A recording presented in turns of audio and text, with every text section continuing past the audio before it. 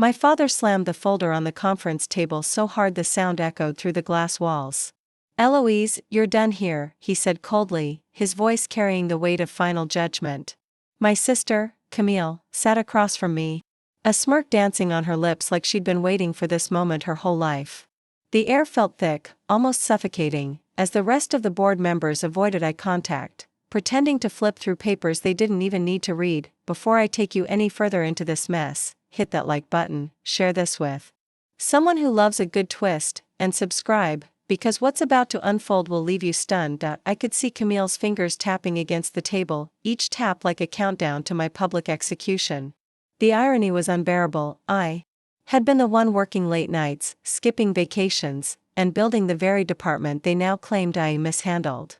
Yet here I was, cornered, while she sat there in a designer dress I paid for, whispering something to our father that made his jaw tighten even more. "I'm giving you a chance to resign quietly," my father continued, his words laced with fake concern. "Let's not make it awkward." The phrase sliced through me. Awkward? They were taking my career, my dignity, and my years of sacrifice, and they wanted me to smile through it. But here's the thing they didn't know: I'd been quietly preparing for this exact moment for months. Every late night, every locked drawer in my office, every harmless document I signed had been part of a plan they couldn't even imagine. And if they thought I'd leave without detonating the truth, they were about to learn who they were dealing with. I leaned back in my chair, locking eyes with Camille.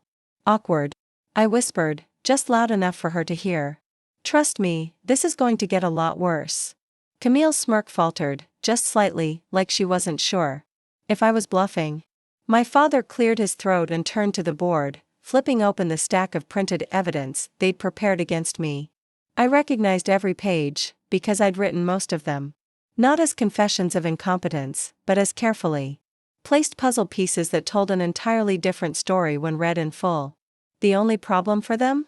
They didn't have the missing pages. "I did." "You authorized these deals without approval," my father said, sliding one of the documents toward me. His voice was dripping with authority, the kind he loved to flaunt in front of an audience. The other board members nodded along like puppets on strings, already convinced I was guilty. I picked up the paper, scanning it slowly.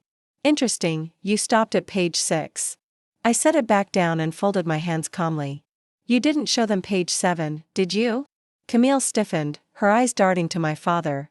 I could practically see the panic beginning to bubble under her perfect exterior. "We're not here to play games, Eloise," she snapped, trying to sound in control. But her voice had that tiny shake I'd learned to detect after years of growing up with her lies. I tilted my head. "Oh, we're not playing games. We're playing truth." I reached into my bag and pulled out a thin, sealed envelope, sliding it across the table. "Open it. Or should I?" My father hesitated, he hated being challenged. But Camille leaned forward and grabbed it before he could stop her. As she tore it open, her eyes scanned the paper, and the color drained from her face. I knew she'd reached the line that named her directly, along with proof of the accidental data leak she'd orchestrated to frame me. You can't prove this," she stammered, her voice dropping low. "Actually, I can," I replied, my voice steady. "And if this meeting turns into a termination, the entire board will get a copy before I walk out. So will the press." Silence fell over the room. My father's jaw tightened, but his eyes shifted in a way I hadn't seen in years. He was recalculating. Camille, on the other hand, was shifting in her chair, her perfect image cracking at the edges. That's when the door opened, and the company's head of legal stepped in, holding a thick folder. He glanced at me first, then at my father. "We need to talk, privately." Camille looked like she wanted to scream. My father didn't move. "And me?" I just smiled, because I knew what was inside that folder would flip this entire meeting upside down. The head of legal, Mr. Warren, placed the folder in the middle of the table, his expression unreadable. "Before you proceed with any decision regarding Eloise's termination," he said slowly, "you should be aware of some recent developments." His tone was calm, but there was a dangerous edge to it, like he knew exactly how explosive this was going to be. Camille's eyes darted between him and my father. "What developments?" she asked, her voice a touch too sharp. Warren glanced at her briefly, then looked straight at my father. "It appears there's been a substantial diversion of funds from one of our overseas accounts." Transactions authorized. Under Camille Hartman's login, routed through a shell company in the Caymans. The room went dead silent. I didn't even need to speak, every head in the room had already turned toward my sister. That's ridiculous, Camille blurted, her hands trembling slightly as she reached for the folder. Anyone could have. No, Warren cut in, his voice firm. This wasn't a random breach. The IP address traces back to your home. And the shell company? He flipped to the last page and turned it toward the table. It's registered. In your name, Camille. My father's face darkened, the kind of shade that meant someone was about to pay dearly. Camille, what is this? His voice was low, almost dangerous. She stammered, I don't know, someone must have, but the words were collapsing under their own weight. I leaned forward, my voice soft but razor sharp. So while you were framing me, you were busy funneling company money into your personal accounts. And you thought no one would notice? A board member coughed, breaking the heavy silence. Mr. Hartman, if this is true, the liability is enormous. We could be looking at federal charges. Camille's breathing quickened. Dad, please, you can't believe, but he was no longer looking at her. His eyes were fixed on me, for the first time, not with contempt, but with something else entirely, recognition. And then Warren added, almost casually, one more thing. The whistleblower who brought this to our attention? It was Eloise. The sound that came from Camille was somewhere between a gasp and a growl. The boardroom was spinning out of her control, and she knew it. I sat back in my chair, letting the weight of the moment settle. This wasn't over. Not by a long shot. Because what I was about to reveal next would not just ruin Camille, it would turn my father's entire empire upside down. I let the silence stretch, feeling the tension press against every wall of the boardroom. My father still hadn't spoken, but I could see the storm brewing in his eyes.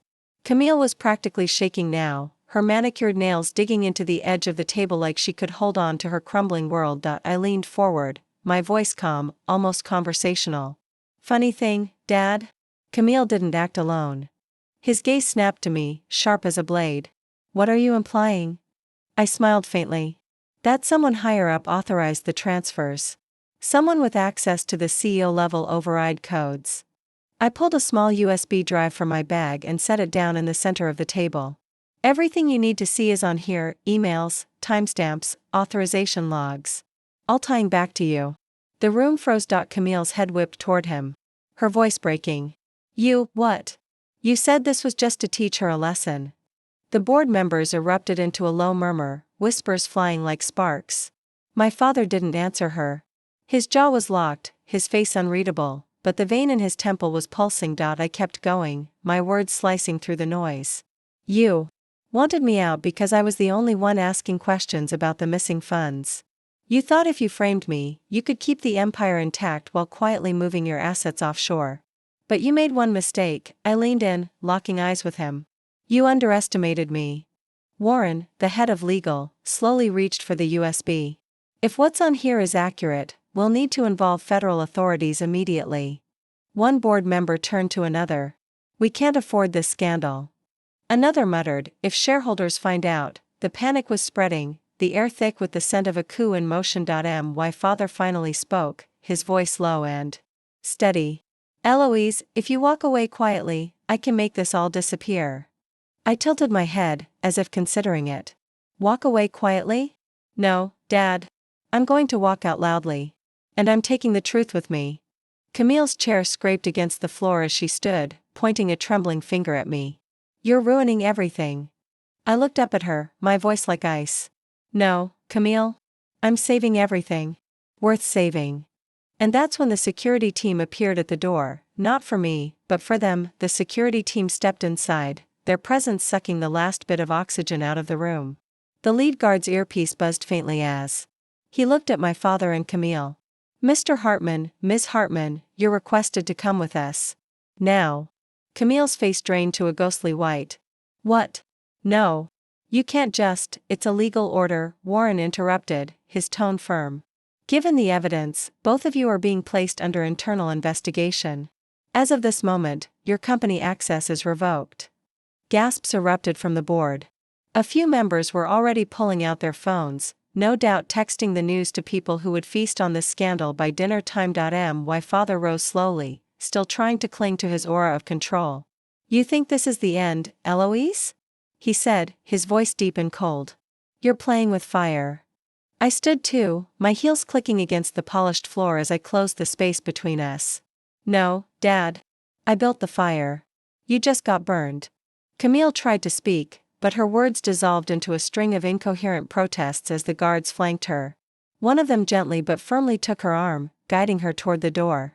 The sound of her heels scraping the floor echoed like a surrender drumbeat. Before they could take my father, I reached into my bag and pulled out a sleek black folder. I placed it in the center of the table and addressed the board. "Inside is my proposal for a new leadership structure. If you approve it, this company will not only survive but thrive. I've been preparing it for months, knowing one day this would happen." One board member, an older woman who had always silently supported me, leaned forward, scanning the first page. Her eyebrows lifted. "This is good. Really good." I turned to my father one last time. "You told me I'd never survive without you. But it turns out, this company might not survive without me." The security team ushered them out, their departure marked by a heavy slam of the door. A strange stillness followed, one that felt like the end of a war. I picked up my phone and typed out a short, sharp message to the press. "The truth always finds its way to the light." I hit send. By the time I left the building, news alerts were already popping up. CEO and daughter under investigation for fraud.